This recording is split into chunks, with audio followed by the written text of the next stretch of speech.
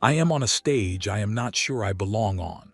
The hotel auditorium buzzing like a swarm of bees and my phone lights up in my pocket. I am 31, mid-pitch, and in the next seconds I am about to hear the single most devastating line of my life. She texted, "Just a heads up. I told everyone we are taking a break. That is not a pause. It is permanent." This is the story of how I found out the break was really a breakup and how I rebuilt from the wreckage. We had been together 2 years, living together for 14 months, splitting utilities while the lease sat in my name. I thought we were fine. I believed the future looked like the two of us on the same page, not on two separate pages torn apart by a single sentence that said we needed space. But the truth was right there, simmering in the way she had started to drift. More time with friends, more time on her phone. A few sharp words snapped at me for small things. Her sister's wedding was looming, and she was the maid of honor. The big event that should have glued us in harmony. Instead, it felt like the moment every hidden fault rose to the surface. The first reveal lands at 2:17 p.m. on Thursday. I am 900 miles away from a conference room that could make or break Q4 numbers. I hear the buzz but cannot check it right away. The break is scheduled for 3:30. Then the message hits. "Hey, just a heads up. Told my family and friends we are taking a break. Didn't want you blindsided if people ask. Lol. We can talk about it when you are back Sunday. Sister's wedding is Saturday, so going to be crazy busy." Anyway, I read it 3 times. The gravity lands as if someone shoved a boulder through my chest. She told everyone we are taking a break. Past tense. It is done already. And here I am mid-pitch trying to hold momentum, while my brain starts cataloging every sign I had ignored. I pull out the laptop during the conference break at 3:30, a whiskey half-heartedly finding its way to my lips as I search for a way to salvage the moment. I have got 2 years' worth of life riding on a few slides, and a line of potential clients who do not know what I know yet.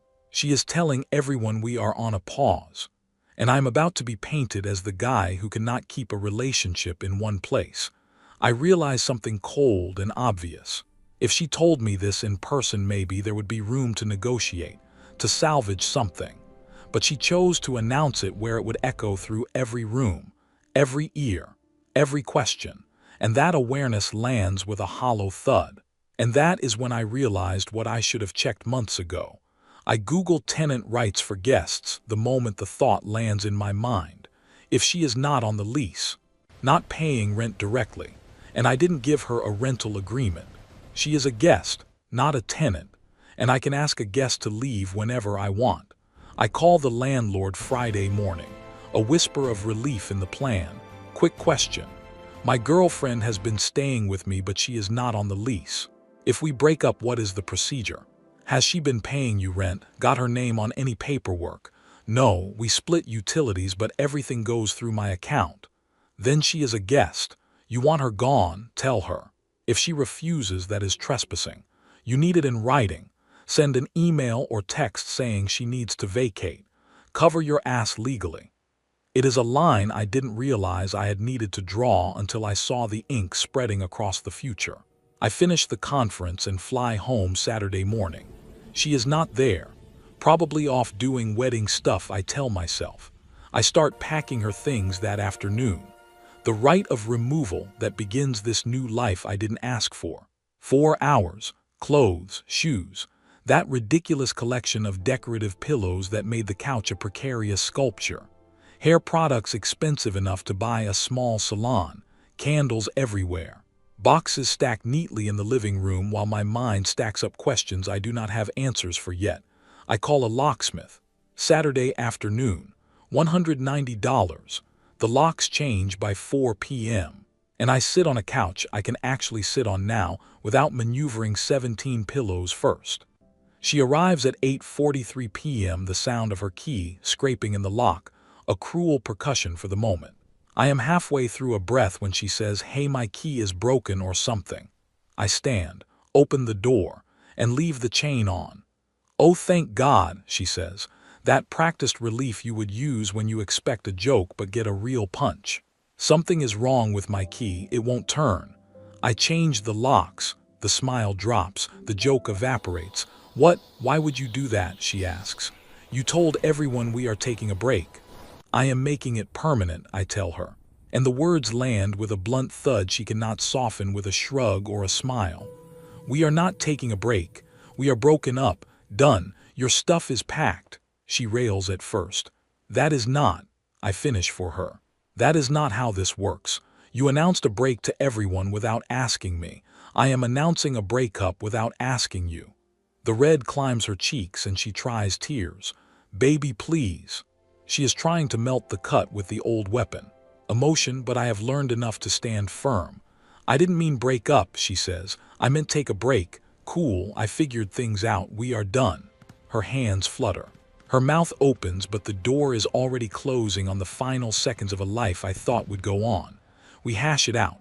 A back and forth that becomes a brutal legal seminar. You are not a tenant. You are a guest. I am the one who pays the rent. You do not have rights here. I have called the landlord and you have to go. She fights, of course, but she has nothing to hold on to. No lease. No signed paper. No rental agreement. My voice is low and even. Almost calm. The way you use when you are trying not to break a bottle and scream at the same time. Your stuff goes to your place or mine. I will drop it at your parents' tomorrow. She screams through the doorway, but the sound fades to nothing as the door shuts, and the room grows quiet in that new kind of emptiness. 8 days before her sister's wedding, she calls me an hour later. A chorus of family and friends on speaker in the background. This is insane, she says, tears catching in her throat. You are throwing away 2 years over nothing. I tell her that is not nothing. That unilateral decisions about relationship status are the quickest way to ruin a bond. She argues. I listen. I respond with short, sharp phrases. It is not a fight so much as a clearing of the air, a demolition of what we thought we had. The sister tries to mediate with a calm voice. Let us just pause this for a week and talk after the wedding. But I have learned to think in bigger terms than a week. I have learned that the break is the signal, not the remedy. This is called the soft breakup, putting someone on a shelf to see if you can do better while keeping them as a backup plan. My phone explodes with messages. Her mom asks to talk. Her sister and dad and cousin jump in with their own takes, most of them blaming me, some blaming her, all of them tasting the aftermath in the air. I read them in a hotel lobby, the glow of the screen bright on my face, as I sit on the edge of a chair that has become a throne of judgment. The texts blur into a single chorus. You are overreacting. You are ruining the wedding. You are selfish. You are cruel. Then I get a sharp text from Derek, a name I recognize from the life I thought I shared. Your ex spent basically the entire wedding cornering me, saying you guys broke up, and she made a mistake leaving me. My heart thuds again. A reminder that this isn't just my story anymore. It is hers influencing other lives in real time. This is monkey branching, trying to secure a new partner, Derek, before fully letting go of the old one, me. She wanted to be single at the wedding to test the waters with him. If you think I made the right move by locking her out, hit the subscribe button. We talk about boundaries and self-respect here on Story Sparks. And that is when pattern interrupts become my lifeline. You might wonder why I didn't walk away completely. The truth is I wanted to understand how far this would go, what it would cost, who would get hurt first. And that is when I found the Ring camera, the doorbell that wouldn't stop recording, the video of her outside my apartment for 2 hours after I asked her to leave.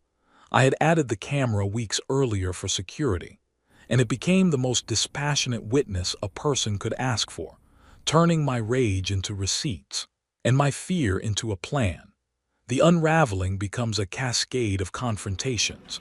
I confront her in the apartment over a car ride into a hotel conflict moment, and we trade lines that feel more like crosses than words. You changed the locks, she blurts, and we will talk when you are ready. There is nothing to discuss. I answer, eyes level, heart pounding, the world narrowing to a single doorway. Then she tries to pull the sister in, calls her a hostage to the moment. a reluctant ally in a drama that she never asked to star in. "I needed space," she says, a phrase that lands hollow after I have cataloged the evidence of a relationship that wasn't about space but about control. I admit the depth of what I found in those days. A plan to look single at the sister's wedding, not because she believed in us but because she wanted to test the options, to see if there was a better version of life waiting on the other side of the aisle. She tells me I am wrong for enforcing a boundary. And I tell her I learned the hard way that a boundary isn't a prison. It is a lifeboat. She storms out at one moment and returns with her sister. The two of them like a small court marching through my living room. Their objections loud but their arguments hollow against the reality of the situation. Then the wedding arrives. The processional is a plan rearranged by a sister who wants to save the day. The ex shows up alone, sometimes with the same fake smile that has become a weapon of mass confusion. The photos capture her melancholy, her red eyes in the ceremony. A girl who once thought she could own the evening by pretending to own the relationship. In the reception, Derek's fiancée dissolves into tears in a bathroom with her new fiancé hovering nearby. And I realized the truth. Her desire to appear single wasn't just about us. It was about showing the world a story where she was still in control, still navigating her own future in defiance of the past. After the wedding, the texts do not stop. The mom calls with a message meant to shame me into apologizing. The friends' circle shifts. The world feels thinner. The social chains that used to hold us together crack and fall away. A text from the best friend says she is not well, that she is talking about hurting herself. I do not pretend to be a therapist. I am a guy who has just watched his life flip on a dial he didn't own. The responsible thing is to call 911 or to help. But I am not the person who solves someone else's mental health crisis when they are using it as a weapon. The next phase is the legal storm. A letter from a lawyer. A demand for thousands of dollars for relocation costs and emotional distress. A claim I have wronged her by forcing her out. I call my own lawyer. We laugh at the letter, for the absurdity, the lack of tenancy proof, the absence of any real property that wasn't mine to return. This is intimidation, I am told, and so I file the restraining order. The hearing is swift. She shows up with her mom and a different lawyer, and the judge looks at the camera footage. The gunmetal ring of the doorbell. The police reports from the two incidents. The verdict is clear. 1 year of no contact, no third-party contact, stay 500 feet away. The ex's world narrows to a circle she can no longer cross. The world I am rebuilding around a life that no longer includes her. And yet there is a brighter thread in all this ugliness. Derek and his fiancée, who were unwittingly pulled into the drama, become a mirror of the consequences. They file for a restraining order themselves after what they witnessed. And their life continues in its own direction, free of the specter she projected onto their future. The sister's wedding is not erased.